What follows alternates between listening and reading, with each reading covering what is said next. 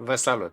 Ca de obicei, voi trece în revistă principalii indici, dobânzile de referință și calendarul economic pentru cei care vor să fie la curent cu tendințele macroeconomice și cu noutățile de pe piața de capital. Fac o analiză lună care include evenimentele săptămânii trecute și pe cele de urmărit pentru săptămâna care începe. Am realizat acest video chiar astăzi pe 30 iunie 2025 pentru a fi cât mai actual. Exemplele oferite nu sunt recomandări de investiții. În SUA, rata dobânzii de referință a fost menținută la 4,5%. Banca Centrală Europeană a scăzut dobânda cheie în zona euro până la valoarea de 2,15% și în România s-a păstrat deocamdată dobânda de politică monetară de 6,5%. Cu cât albastrul de pe harta din spatele meu este mai închis, cu atât este mai sus dobânda de referință în acea zonă. Haideți să vedem niște statistici despre piața bursieră din SUA. Aceste statistici ne ajută să înțelegem mersul general al pieței. Prețul la 53,4% dintre companii este în creștere. 1041 de societăți au creat noi maxime față de 141 care au creat noi minime. Dacă raportăm piața din SUA la media pe 50 de zile, vedem că este poziționată peste medie în proporție de 74,4%. Privind pe termen mai lung, dacă raportăm piața la media pe 200 de zile, vedem că 56,2% dintre companii sunt peste medie. Piața din SUA a mai crescut de la analiza de luna trecută. Sentimentul investitorilor era la închiderea pieței 51% bearish. Media celor 7 indicatori a indexului Fear and Greed este la 65. Acest lucru indică lăcomie în piața din SUA. Indexul volatilității VIX, numit și indexul fricii, este la 16,32, o valoare sub nivelul normal. Acestea au fost evenimentele importante din calendarul economic pentru săptămâna trecută. Puteți pune video pe pauză să vă uitați. În America, vânzările de case vechi au fost mai multe decât vânzările de case noi. Produsul intern brut, de la un trimestru la altul, a ieșit negativ, minus 0,5%. Totuși, anualizat arată o creștere de 3,8%. Pentru săptămâna curentă avem aici calendarul economic. Săptămâna este marcată de mai multe discursuri ținute de guvernatorii băncilor centrale la forumul de la Sintra, care începe astăzi. Următoarea întâlnire a Fedului va fi pe 30 iulie 2025. La momentul acesta avem o probabilitate de 80,9% ca Fed să mențină dobânda de referință în SUA și o probabilitate de 19,1% ca dobânda să fie redusă cu 0,25%. În partea de jos a graficului vedem cum fluctuează aceste probabilități. Fed a scăzut puțin masa monetară marți pe 24 iunie, ceea ce ne arată că încă suntem în regimul quantitative tightening. Din punct de vedere al sectoarelor de activitate, vedem că în ultimul an cel mai bine au performat în SUA finanțele și serviciile de comunicații. Și în ultimile 3 luni, tehnologia arată o creștere de 18,95%. Sănătatea și energia sunt pe minus. Vedem aici toate companiile listate pe piața din SUA. Mărimea dreptunghiului reprezintă capitalizarea de piață și culoarea reprezintă evoluția companiei în ultima săptămână de tranzacționare. A fost o săptămână cu scăderi pe sănătate și aur. În rest avem creștere pe toate sectoarele. Îmi place că indexul Standard & Poor's 500 a marcat vineri un nou maxim istoric, săptămâna închizându-se cu valoare de $6.173. Și S100, indexul tehnologiei Nasdaq, a făcut un nou ATH și acum este la valoarea de $22.534. Dow Jones Industrial Leverage însă, deși a crescut, subperformează față de S&P și prețul acestuia este la valoarea de $43.819. Indexul companiilor mici Russell 2000 este aproape de $2.172. A mai scăzut și dolarul și e acum aproape de cotația de 97. La rubrica Meme Stocks vă arăt cele mai populare 10 companii ale momentului care au fost votate și menționate în comentarii. Astăzi, primul loc este ocupat de ETF-ul S&P 500 SPY, urmat de Nvidia.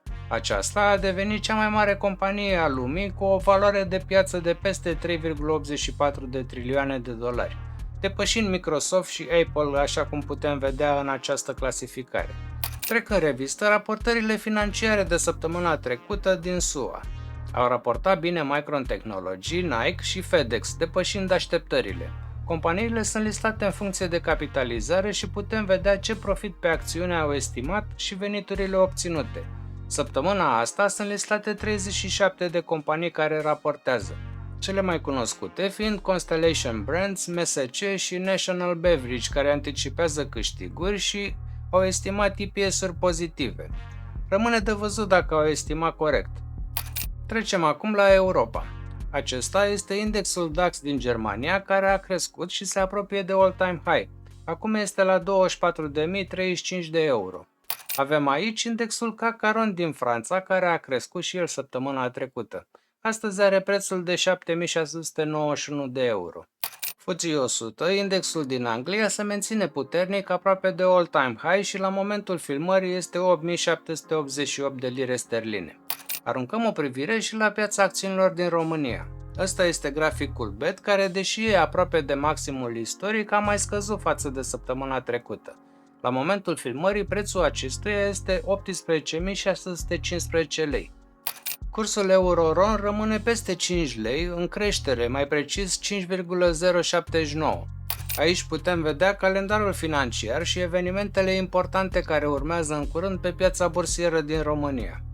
Urmează Asia. În China, indexul CN50 exprimat în dolari se menține într-un range și are acum valoarea de 13.498. În Japonia, indexul Nikkei 225 a crescut agresiv săptămâna trecută și are acum valoarea de 40.487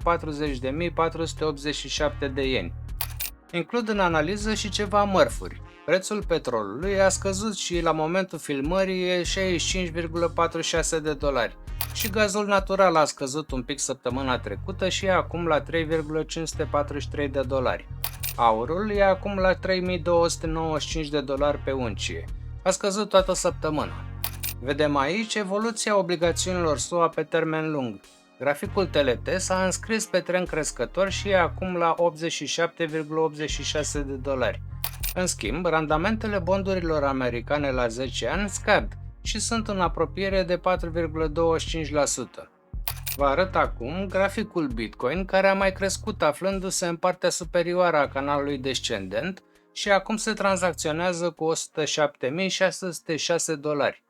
Știrea analizei de astăzi este despre Tesla. Directorul general Elon Musk a declarat că producătorul auto a finalizat prima livrare fără șofer a unei mașini noi către un client, livrând un SUV Model Y de la Gigafactory din Austin, Texas, la un bloc de apartamente din zonă, pe 27 iunie. Contul Tesla de pe rețeaua de socializare X, deținută tot de Musk, a distribuit peste noapte un videoclip care arată modelul Y traversând drumuri publice în Austin, inclusiv autostrăzi, fără nicio persoană pe scaunul șoferului sau al pasagerului din fața al mașinii. Vehiculul din videoclipul Tesla a fost arătat funcționând fără șofer pe autostradă, trecând prin străzi rezidențiale și parcări înainte de a sosi și a opri pentru a fi predat unui client. Cumpărătorul aștepta la bordura unui bloc de apartamente alături de angajați Tesla. Sursa este CNBC. Dacă apreciați conținutul meu, vă încurajez să vă alăturați canalului R-Type Evolution și să alegeți unul dintre abonamentele plătite. Am creat și un grup numit Cercul Prosperității Financiare. Îl puteți găsi pe Facebook. Aveți linkul în zona de comentarii ale videoclipului. Ca de obicei, mulțumesc frumos tuturor abonaților și vă rog să vă alăturați canalului meu pentru a rămâne la curent cu domeniul economic și investițional. Apăsați butonul de like dacă ați urmărit până aici analiza și trimiteți acest videoclip persoanelor care ar putea fi interesate. Activați, vă rog, clopoțelul pentru a fi notificați atunci când postez un videoclip nou. Scanați acest cod QR care apare pe ecran și completați formularul pentru a primi pe mail o atenționare când apare un video nou. Pentru cei care sunt pe telefon, găsiți linkul pe care trebuie să-l accesați în primul comentariu. În continuare, vă invit să vedeți acest episod despre activele de refugiu și ce rol au acestea în balansarea unui portofoliu.